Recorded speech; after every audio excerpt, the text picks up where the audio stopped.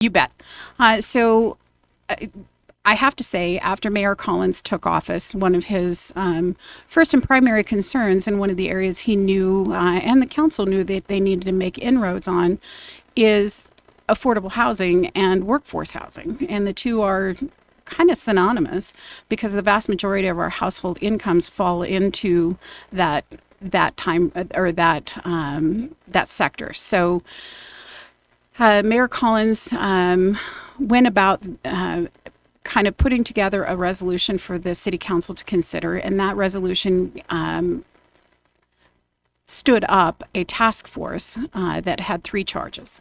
One was to evaluate the policy and policies that existed or potentially policy gaps.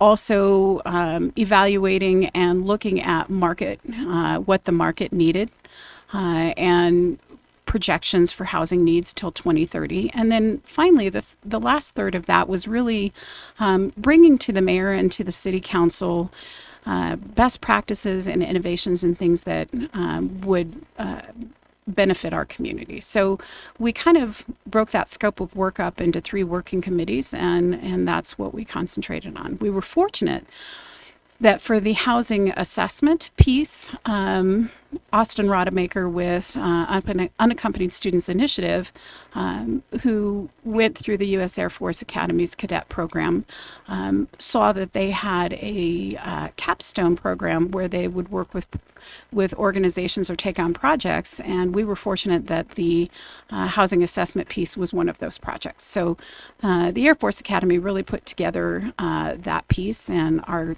thanks to many people who worked to support the task force behind the scenes in Austin was one. So.